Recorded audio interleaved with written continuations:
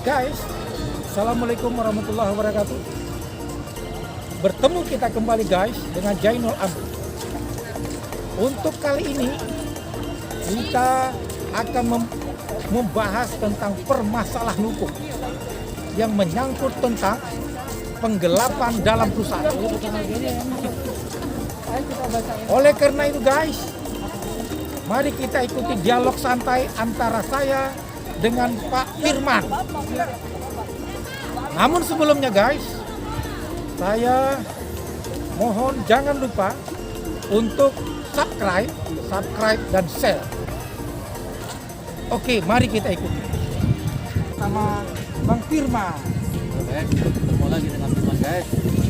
Ya, sekarang silakan Bang Firman menyampaikan sesuatu tentang masalah hukum. Oke, teman-teman. Ini ada sedikit suatu kasus ya yang sering jadi baik. Ini ada salah satu yaitu posisi sebagai seorang bendahara dalam suatu perusahaan. Nah, jadi bendahara ini melakukan suatu tindakan penggelapan. Nah, dari sudut hukumnya, kira-kira sikap atau tindakan apa yang harus kita perbuat? Ya, penggelapan dalam perusahaan. Maka perusahaan akan melakukan tindakan menyelesaikan perkara itu. Ada dua alternatif. Pertama,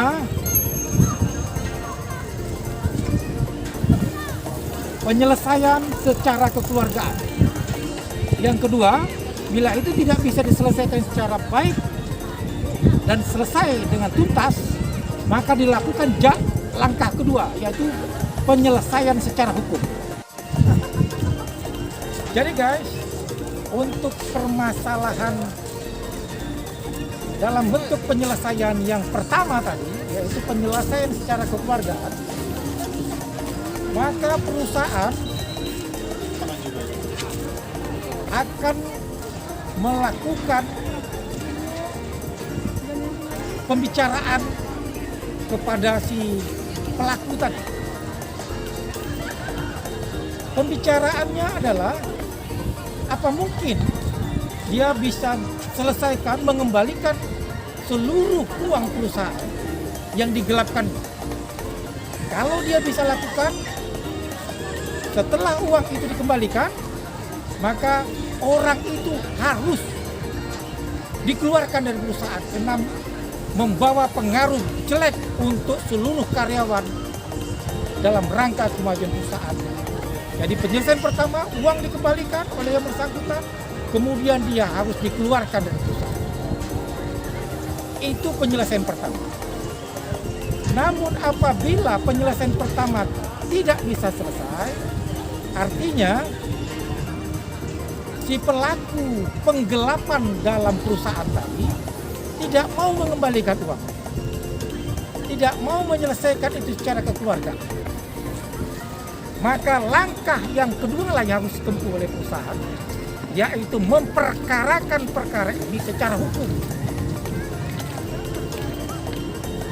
Perusahaan dapat melaporkan si pelaku penggelapan dalam perusahaan tadi kepada pihak kepolisian, melakukan laporan polisi. Kemudian proses ini berjalan. Kalau masih dalam tahap penyelidikan, dia ada keinginan untuk berdamai, mengembalikan seluruh kerugian perusahaan yang telah digelapkannya, kemudian meminta maaf kepada perusahaan, maka perkara ini bisa selesai dan laporan polisi dicabut. Namun apabila dia tetap kekeh pasang badan, maka perkara ini lanjut sampai proses pidana dan putusan majelis hakim menentukan berapa hukuman terhadap dia.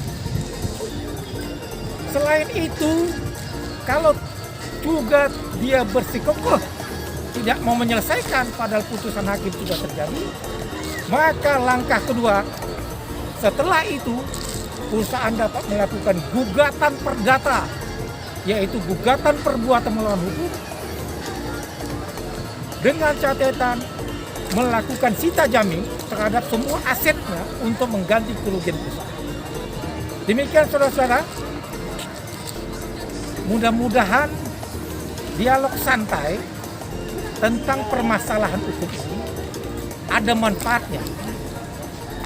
Dari Pantai Karnaval Ancol, Jakarta Utara, saya mengucapkan terima kasih.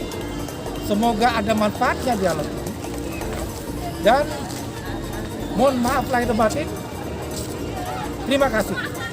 Wassalamualaikum warahmatullahi wabarakatuh. Dadah.